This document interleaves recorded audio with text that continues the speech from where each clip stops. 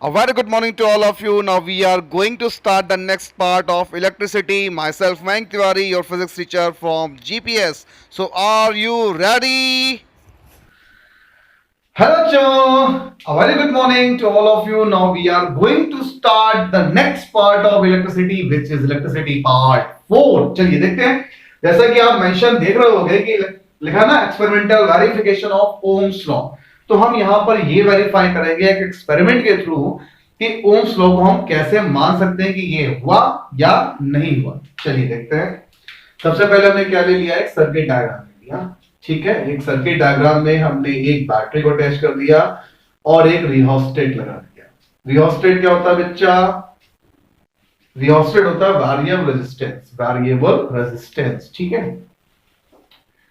नहीं पता हो तो लैब में सर्च करना, हर किसी के स्कूल में होती है, बस आप ही लोग देखते नहीं उसको. ठीक है, तो ये हमने एक सर्किट डायग्राम को बना लिया. ठीक, वेरी गुड. चलो अब देखो क्या क्या लगाया है. एक हमारे पास बैटरी हो गई, एक हमारा अमीटर हो गया जो कि किसमें कनेक्ट है? सीरीज में कनेक्ट है. Ammeter is always connected in series. नहीं देखा हो तो पहले की वीडियो देखो, तभी जाकर के ये वीडियो क्लियर कर पाओगे. ठीक है, फिर हमारा लग गया वोल्ट मीटर. वोल्ट मीटर किसमें लगा है? हमारा पैरेलल कनेक्शन में लगा है. वोल्ट मीटर के साथ हमने एक रेजिस्टेंस को लगा दिया है. ऊपर हमने रिहोस्टेट ले लिया है, बैटरी को हमने कनेक्ट कर दिया. अब करना क्या है हमें? हम यहां पर अपने रिहोस्टेट में जॉकी की पोजीशन को चेंज करेंगे. What is jockey? ये जॉकी है, ये जॉकी है हमारा. जॉकी की क्या करते हैं? पोजीशंस को हम चेंज करते हैं. स्लाइड करता है, ऐसे स्लाइड करता है. ठीक है, साइड जब स्लाइड करता है तो वहां पर जो लेंथ ऑफ द वायर है किसमें? रिहोस्टेट में, उसकी वैल्यू चेंज होती है. जब उसकी वैल्यू चेंज होती है तो उसका सीधा इफेक्ट करंट पर पड़ता है. जब करंट पर पड़ता है तो उसका सीधा इफेक्ट वोल्टेज पर हमारे पड़ता है, जो हमें अमीटर और वोल्ट मीटर के थ्रू पता चल जाता है. तो हमने क्या किया, एक ऑब्जर्वेशन करने के लिए टेबल बनाई. ठीक है, पहला आ गया हमारा serial number, amount of current, amount of voltage, I लिख लो ज्यादा बेहतर है, और amount of resistance. R is equal to क्या होता है? V upon I. ठीक, तो हमने पहले क्या किया, हमने रिहोस्टेट की पोजीशन को ऐसा सेट किया कि जहां पर हमें अमीटर और वोल्ट मीटर की रीडिंग जीरो दिखे. क्या दिखे? जीरो दिखे. ठीक, जब हमने अपने रिहोस्टेट की पोजीशन को ऐसा सेट कर लिया कि अमीटर और वोल्ट मीटर में हमारी वैल्यू जीरो दिखने लगी. फॉर सपोज रिहोस्टेट हमारा इस पोजीशन पर जब आया ऐसे, तो इस पोजीशन पर अमीटर और वोल्ट मीटर की वैल्यू कैसी दिख रही थी? जीरो दिख रही थी. फिर हमने क्या किया, अपने जॉकी को स्लाइड कराया. मतलब जो जॉकी यहां था अब वो जॉकी यहां आ गया. इसके वैल्यू को कांटेक्ट में लेकर आए. जब हम लेकर के आए तो उसका इफेक्ट किस पे पड़ा बेटा? अमाउंट ऑफ करंट पर पड़ा. तो जब अमाउंट ऑफ करंट पे पड़ा तो I is directly proportional to V. तो ऑब्वियस सी बात है हमें अमाउंट ऑफ वोल्टेज पर भी उसका फर्क देखने को मिलेगा. तो देखा हमने फर्स्ट ऑब्जर्वेशन में क्या दिखा. फॉर सपोज मैं मान लेता हूं, तुम जब एक्सपेरिमेंट करोगे तो तुम्हें बेटर समझ में आएगा कि आमीटर में जब हमने देखा तो वहां पर जो वैल्यू आ रही थी वो आ रही थी 1 एम्पियर. कितनी आ रही थी? 1 एम्पियर. और 1 एम्पियर के लिए जब हमने वोल्टेज को चेक किया कि वोल्टेज कितना आ रहा है, तो वो भी हमें कहीं मिल गया 2 वोल्ट. कितना मिल गया? 2 वोल्ट. 2 वोल्ट वोल्टेज पे हमको 1 एम्पियर की करंट शो करी एमीटर और वोल्ट मीटर में. तो हमने इससे निकाल दिया. अब जब हमने आर निकाला तो आर आ जाएगा V अपॉन आई यानी 2. ठीक, फिर हमने इस जॉकी की पोजीशन को वहां से हटा के थोड़ा सा और आगे लेकर दिया. अब यहां लेकर आए. जब यहां पर लेकर गए तो अमीटर और वोल्ट मीटर की रीडिंग भी चेंज हो गई. हमने फिर से चेक किया. बहुत अच्छे से समझना बच्चा. यहां पर जब चेक किया तो यहां मिला 1.5 एम्पियर और यहां वोल्टेज आ गया 3. ठीक, फिर से जब निकाला तो रेजिस्टेंस कितना मिला? 2. ठीक, तीसरा ऑब्जर्वेशन किया, फिर से इसकी पोजीशन को चेंज किया, यहां पर लगा दिया. देखो रियोस्टेट को यहां पर सेट कर दिया. जब यहां सेट कर दिया तो फिर से अमीटर और वोल्ट मीटर की निडल जो थी डिफ्लेक्ट करी और पोजीशन चेंज करके उसने वैल्यू कुछ और दिखाई. फॉर सपोज यहां 2 एम्पियर था और यहां पर हमको 4 वोल्ट मिला. फिर से रेजिस्टेंस निकाला तो उसकी वैल्यू कितनी आई बेटे? 2 ओम. ठीक, तो जब हमने ऑब्जर्वेशन कर ली, पहली की, दूसरी की, तीसरी की, तो हमें देखने को क्या मिल रहा है कि जो रेजिस्टेंस की वैल्यू है वो सेम आ रही है। कैसी आ रही है? सेम आ रही है, कहीं से भी चेंज नहीं हो रही है। लेकिन इन एक्चुअल कंडीशन, ये तो मैंने एक आइडियल कंडीशन अपने माइंड से सेट कर दी और सारी वैल्यू आपको लिखकर दिखा दी। लेकिन अगर हम एक्चुअल कंडीशन की बात करें, एक्चुअल एक्सपेरिमेंट की बात करें, तो ऐसा नहीं होता है। जैसा दिख रहा है ऐसा नहीं होता है। 0.1, 0.2, 0.05, 0.02 का वेरिएशन आता है। मतलब जैसे कि मान लीजिए कहीं पर आपको दिखेगा 1.98, तो कहीं मिलेगा 2.00, तो कहीं मिलेगा 2.01। ये ऐसी वैल्यू निकलती है, ऐसी वैल्यू निकलती है। ठीक है, तो वहां पर क्या होता है, जब भी हम एक्सपेरिमेंट करते हैं तो हमें कुछ टॉलरेंस दिया जाता है कि वैल्यू अगर आपकी एग्जैक्ट नहीं आ रही है तो उस टॉलरेंस की रेंज में अगर आपकी वैल्यू आ रही तो भी वो वैल्यू सही मानी जाएगी। इस एक्सपेरिमेंट को करके हमें यह बात पता चली कि रेजिस्टेंस हमारा कैसा आ रहा है, कांस्टेंट आ रहा है। और यही तो ओम्स लॉ कहता था कि V is directly proportional to I, और अगर हमने प्रोपोर्शनल के साइन को रिमूव किया तो वहां पर R आ रहा है। और R क्या शो कर रहा था बेटा, रेजिस्टेंस विच इज कांस्टेंट। ठीक है, अब मान लो आपका कहना है ये कि सर इससे तो हमें क्लियर हो गया, लेकिन हम ग्राफ से क्लियर करना चाहते हैं। ठीक है, तो भाई ग्राफ से देख लेते हैं। हमने क्या किया, एक VI ग्राफ ड्रॉ किया, VI ग्राफ को ड्रॉ किया। ये V हो गया और ये हमारा I हो गया। VI ग्राफ को हमने ड्रॉ किया। ठीक है, अब V हमारा किस पर है बेटा, Y एक्सिस पर है। I हमारा किस पर है, X एक्सिस पर है। तो उसके कोऑर्डिनेट क्या बन गया, देखो गौर से, 2, 1, 3, 1.5, 4, 2। ठीक, अब इस कोऑर्डिनेट्स को हमने जब यहां पर पॉइंट आउट किया तो हमें यह देखने को मिला कि एक स्ट्रेट लाइन जा रही है। क्या जा रही है, एक स्ट्रेट लाइन जा रही है। और अभी लास्ट लेक्चर में ही, लास्ट एपिसोड में हम लोगों ने VI ग्राफ और IV ग्राफ को फॉलो किया था कि अगर हमारा स्लोप स्ट्रेट लाइन पर जाता है तो वो किसको फॉलो करेगा, ओम्स लॉ को फॉलो करेगा। क्योंकि इस स्लोप पर हम किसी भी पोजीशन पे रेजिस्टेंस की वैल्यू निकालेंगे वो कांस्टेंट ही आएगी। और यही हमारा ओम्स लॉ कहता है कि at a constant temperature the potential difference is directly proportional to electric current which means resistance is constant. ठीक है, क्लियर करिए, आगे बढ़ते हैं। हाँ तो बच्चों, एक रिकॉल करते हैं, लास्ट कुछ एपिसोड्स में हमने पढ़ा था फैक्टर्स अफेक्टिंग द रेजिस्टेंस। क्या था, फैक्टर्स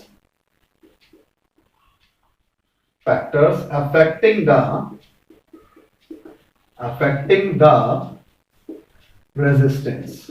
याद आया, चलिए मैं याद कराता हूं। पहला था लेंथ ऑफ द वायर। ठीक है, दूसरा था क्रॉस सेक्शनल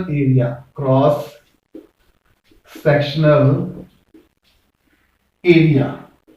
ठीक है, तीसरा था हमारा टेम्परेचर। चौथा था हमारा मटेरियल। चौथा क्या था, मटेरियल। ठीक, अच्छा, अब यहां दोनों को इसलिए लिखा है क्योंकि हमें इससे ही काम है, हमें इन दोनों से भी काम नहीं। क्लियर हुआ, थोड़ा सा और याद दिला देता हूं।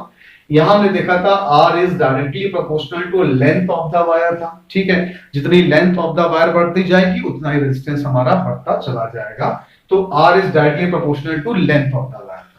जबकि यहां देखा था तो यहां था R is inversely proportional to 1/a, यानी कि एरिया के इनवर्सनल होता है। अच्छा, एक चीज और याद कर लो, इसी पोजीशन में याद कर लो कि R is inversely proportional to 1/d²। 1/d²। d क्या है, डायामीटर। d क्या है, diameter of a wire. Diameter of a wire.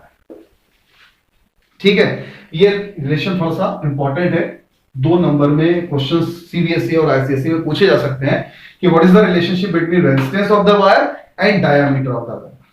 ठीक, चलो अभी हमने क्या किया, इसको इक्वेशन नंबर 1 मान लिया और इसको इक्वेशन नंबर 2 मान लिया। दोनों को कंबाइन कर देते हैं।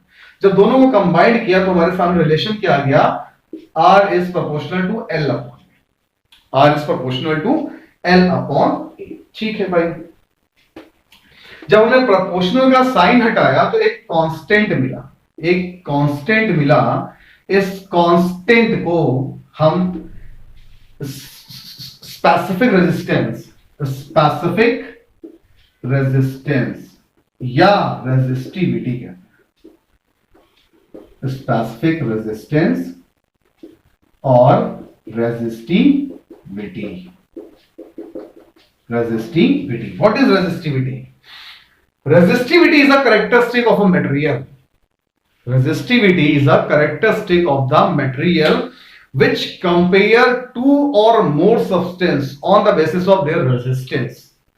रेजिस्टेंस की वैल्यू को देख करके दो या दो से अधिक सब्सटेंस में जो कंपेयरिंग होती है वो कैरेक्टरिस्टिक कहलाती है स्पेसिफिक रेजिस्टेंस या रेजिस्टिविटी। तो रेजिस्टिविटी का यहां से फॉर्मूला बच्चे क्या आ गया? RA upon L, RA upon L, where R is resistance, L is length of the wire,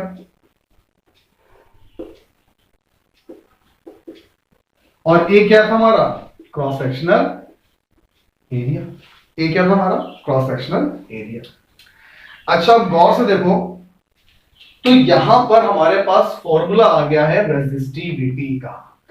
फिर से एक बार क्लियर करा दूं, रेजिस्टिविटी याद कर लीजिए। Resistivity is a characteristics which compare the two or more substance on the basis of their value of resistance. ठीक है, चलो अब यहां से फॉर्मूला आपके सामने आ गया है रेजिस्टिविटी का। Rho is equal to RA upon L। अब हम इस फॉर्मूले से इसकी SI यूनिट को फाइंड आउट करते हैं। What is the SI unit of rho? ऐसे वाला रो नहीं, ये होना नहीं नालायको। रो यानी स्पेसिफिक रेजिस्टेंस। ठीक है, अच्छा यहां से गौर से देखो तो R की SI यूनिट होती है ओम, एरिया की होती है मीटर स्क्वायर, लेंथ की होती है मीटर, मीटर से स्क्वायर कटर टप्पा टप्पा, यानी कि ऐसा unit of resistivity ohm metre. क्या आ गई? Ohm metre. चलो रेजिस्टिविटी क्लियर हुआ। अच्छा अब यहीं से थोड़ा सा हम लोग आगे बढ़ लेते हैं, थोड़ा सा आगे बढ़ते हैं। What are the factors which are affecting the resistivity, which are affecting the resistivity या specific resistance। ध्यान रखना दो ही फैक्टर है, पहला है मटेरियल और दूसरा है टेम्परेचर। इसका लेंथ ऑफ द वायर या एरिया से कोई भी लेना देना नहीं है। रेजिस्टिविटी को अगर कोई फैक्टर अफेक्ट कर सकता है तो वो दो ही फैक्टर है, पहला हो गया टेम्परेचर और दूसरा हो गया बच्चों material. What are the factors which are affecting the resistivity? First is material, second one is temperature. Very good. अच्छा यहीं से देखते हैं हम लोग कंडक्टिविटी। याद करिए लास्ट एपिसोड में हम लोगों ने पढ़ा था conductance, reciprocal of resistance is called conductance. तो reciprocal of resistivity is called, very good. तो लिख लो बेटा कंडक्टिविटी क्या हो जाएगा? Conductivity is equal to 1 upon resistivity. तो लिख लो the reciprocal of resistivity is called conductivity. तो इसका फॉर्मूला क्या हो जाएगा बेटा कंडक्टिविटी का? रेजिस्टिविटी का उल्टा फॉर्मूला, जैसे लिखा है RA अपॉन L, तो इसको कर दो L अपॉन RA। क्या आ गया? कंडक्टिविटी। SI यूनिट क्या हो जाएगी बेटे इसकी? SI यूनिट हो जाएगी ओम मीटर इनवर्स। खत्म। समझ में आई? कंडक्टिविटी क्या हो गया?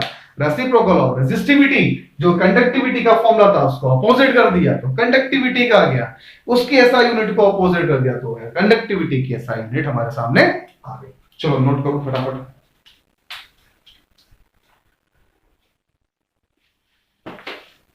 हाँ बच्चों, जैसा कि अभी आप लोगों ने देखा, हम लोगों ने रेजिस्टिविटी का फॉर्मूला देख लिया, उसकी SI यूनिट देख ली। आप आते हैं उसके न्यूमेरिकल्स पे। थोड़ा सा गौर से सुनना। रेजिस्टिविटी के न्यूमेरिकल्स क्या होते हैं, थोड़ा सा कंफ्यूज करते हैं। कंफ्यूज कहां पर करते हैं, ये तो सिंपल दिख रहा है सामने जो बोर्ड पे लिखा है, इसके बाद वाले जो सॉल्व कराऊंगा वो थोड़ा सा कंफ्यूजन करते हैं। और ये आईसीएसई प्लस सीबीएसई दोनों के लिए बहुत इंपॉर्टेंट है, क्योंकि कौन सा क्वेश्चन कहां आ जाए किसी को कुछ नहीं पता। चलो शुरू करते हैं। Here we start। क्या कह रहा है, कॉपर वायर। Copper wire. एक क्वेश्चन और आया, एक क्वेश्चन मेरे दिमाग में और आया। ये हमारा कॉपर वायर है, this is one is my copper wire, ठीक है। ये कॉपर वायर दिख रहा है, येलो कलर का है, इंसुलेटर लगा हुआ है। अच्छा मैं तुमसे ये बोलूं कि इतने कॉपर वायर की वैल्यू की रेजिस्टिविटी क्या होगी, इतने लेंथ के कॉपर वायर की रेजिस्टिविटी क्या होगी, इतने लेंथ के कॉपर वायर की रेजिस्टिविटी क्या होगी, या इस पूरे बंच के, पूरी वायर के, इस पूरे बंच के वायर की रेजिस्टिविटी क्या होगी, क्या बताओगे? सर कांस्टेंट रहेगी, कांस्टेंट रहेगी। ध्यान रखना बेटा, इसलिए लिखवाए थे और रिपीट भी करा रहा हूं। फैक्टर सिर्फ दो इफेक्ट, पहला मटेरियल, दूसरा टेम्परेचर। चाहे लेंथ भी कितनी बढ़ जाए, चाहे एरिया कितना बढ़ जाए, रेजिस्टिविटी की वैल्यू चेंज नहीं होगी। क्लास 12th वालों, स्पेशली तुम्हारे लिए आईएससी प्रैक्टिकल एग्जामिनेशन, जब एक्सपेरिमेंट करोगे तो मीटर ब्रिज पर कौन सा वायर लगा होता है, बोलो? कॉन्स्टेंटेन या मैंगनीज। ये दो वर्ड जो मैं बोल रहा हूं बहुत इंपॉर्टेंट है, कॉन्स्टेंटेन एंड मैंगनीज। अब तुम कहोगे सर ये वायर तो लगा दिया जाता है, लेकिन जब आप प्रैक्टिकल करोगे तो वहां ये बोला जाता है कि find the resistivity of the material. अब वो मटेरियल रेजिस्टेंस भी हो सकता है, वो मटेरियल जो एक्सटर्नल रेजिस्टेंस है जो ऐड कराया जाएगा वो भी हो सकता है।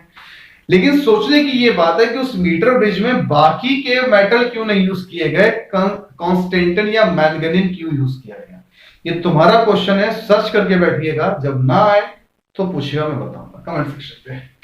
चलो देखते हैं बेटा यहां पर क्या कह रहा है। आपको वैल्यू दी गई है लेंथ की, यानी L इज इक्वल टू आपको मिल गया 2 मीटर, ठीक है। एरिया आपको दे रखा है कितना, 1.7 into 10 to the power minus 6 metre square, ठीक है। रेजिस्टेंस की वैल्यू आपको दे रखी है, कितनी है, 2 into 10 to the power minus 2 ohm, ठीक। निकालना क्या है आपको, रेजिस्टिविटी। थोड़ी देर पहले रेजिस्टिविटी का फॉर्मूला हम लोगों ने पढ़ा था, rho is equal to R A upon L. लगाइए जरा, आर कितना था बेटे, 2 into 10 to the power minus 2, A कितना था आपका 1.7 into 10 to the power minus 6, L कितना था आपका 2 मीटर। तो सिंपली है 2 से 2 कट गया, तो rho is equal to 1.7 into 10 to the power minus 8 ohm metre. आ गया आंसर। ये तो हल हुआ था, इसके बाद का क्वेश्चन देखते हैं, इसको नोट करो, दूसरा क्वेश्चन लेकर आता हूं।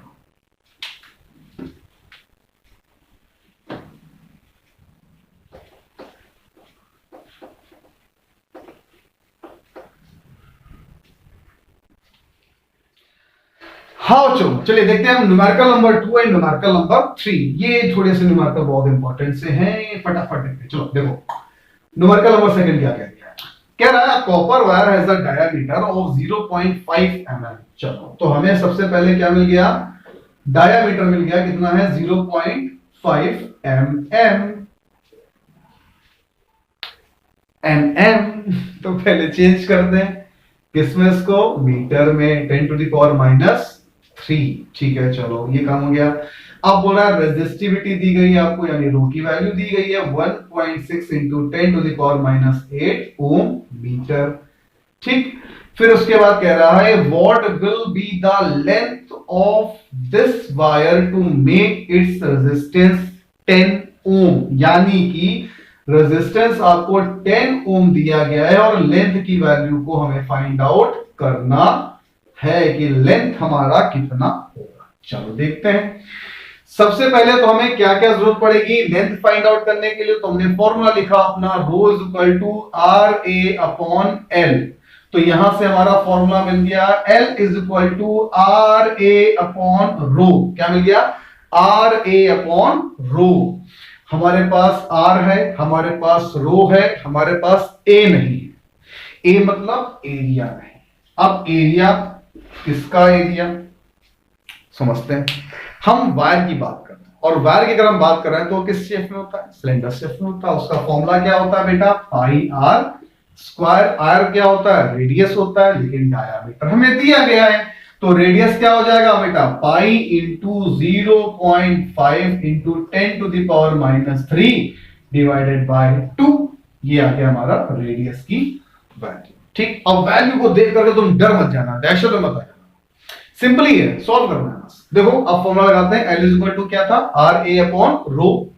Are A upon rho, R कितना था 10 ओम, ए कितना हो गया हमारा pi into 0.5 divided by 2 to 10⁻³ ठीक, डिवाइड में आइए क्या था बेटा, रो की वैल्यू। रो की वैल्यू हमारी कितनी थी, चलो इसको सब में ले लेते हैं। 2 रो की वैल्यू कितनी थी बेटे, 1.6 इंटू 10⁻⁸। ठीक, अब जरा सिंपली वे में क्या करिए, वीडियो को पॉज करिए और फटाफट इसका आंसर क्या होगा ये मुझे बताइए। 2 मिनट के लिए वीडियो पॉज कर लीजिए।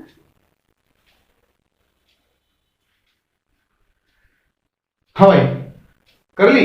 जब देखोगे सॉल्व करके तो आएगा 122.7 metre length of the wire. आपको अगर सर आपने कहां से कर लिया तो बेटे हम तो सर्वज्ञाता हैं, तुम अपनी सोचो। हाँ बच्चों, तो हमने क्या निकाल लिया, लेंथ की वैल्यू निकाल ली जो कि आई 122.7 मीटर। ठीक है, अच्छा अगला पॉइंट क्या कह रहा था कि how much does change if the diameter is doubled. तो थोड़ी ही देर पहले मैंने आपको रिलेशन बताया था कि R is inversely proportional to square of the diameter, यानी कि अगर डायमीटर हमारी डबल्ड हो रही है तो रेजिस्टेंस पर कितना फर्क पड़ जाएगा, 1/4। तो आंसर क्या हो जाएगा 1/4। ठीक है, अब न्यूमेरिकल नंबर 3 को शुरू करने से पहले कुछ इंपॉर्टेंट पॉइंट्स को समझना बहुत जरूरी है। कई बार तुम न्यूमेरिकल जब सॉल्व करोगे रेजिस्टिविटी के तो बोलेगा लेंथ डबल्ड हो गई, कभी कहेगा एरिया डबल्ड होगी, कभी कहेगा लेंथ हाफ हो गई, कभी कहेगा एरिया हाफ हो गई।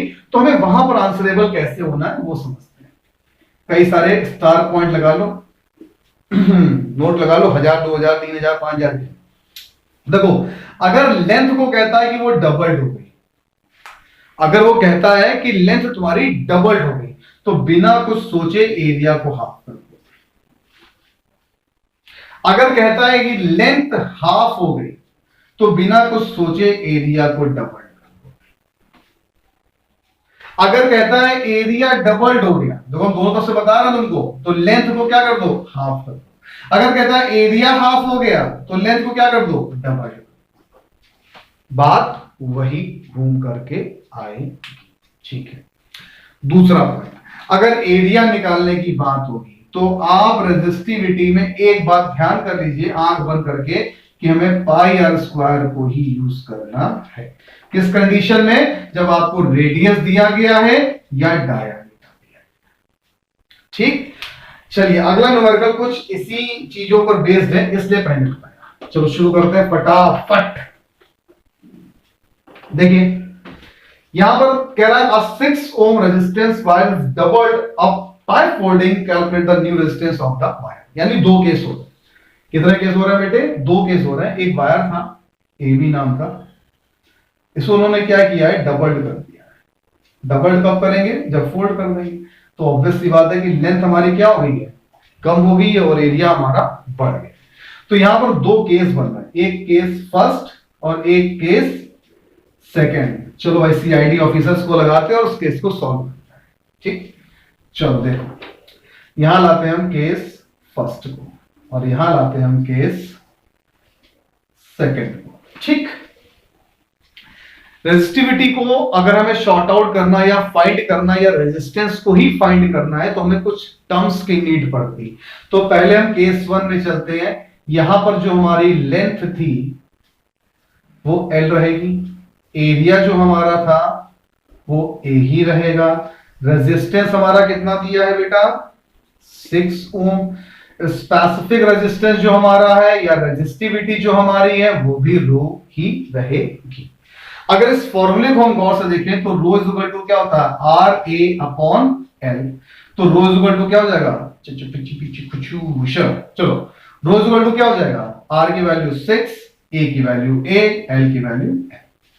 ठीक, अब केस नंबर 2 पर आते हैं। यहां अगर हम लेंथ की बात करें, लेंथ की अगर हम बात करें तो यहां क्या हुआ बेटा, लेंथ हमारी कैसी हो गई है, हाफ हो गई है, तो लेंथ हो गई l/2। ठीक, एरिया क्या हो जाएगा, अभी थोड़ी देर पहले मैंने आपको बताया कि अगर लेंथ हमारी हाफ हो रही है तो एरिया ऑटोमेटिक डबल कर दो, तो एरिया क्या हो जाएगा, 2a हो जाएगा। रेजिस्टेंस की वैल्यू आपको निकालनी है, स्पेसिफिक रेजिस्टेंस क्या होगा, रो ही रहेगा। आप फॉर्मूला लगाओ, तो रो इज इक्वल टू क्या होगा, आर ए अपॉन एल। ठीक, आर तुमको निकालना है तो आर को आर लिख लो। एरिया कितना हो गया है, डबल्ड हो गया है। लेंथ कितनी हो गई है, हाफ हो गई है। जब इसको हमने सॉल्व किया तो सामने आया 4ra upon L, 4ra upon L. ठीक, ये भी रो स्पेसिफिक रेजिस्टेंस किसी भी वायर के लिए हो सेम रहेगा, तो ये वैल्यू इस वैल्यू के इक्वल हो जाए। तो क्या हो गया, 6a upon L is equal to 4ra upon L.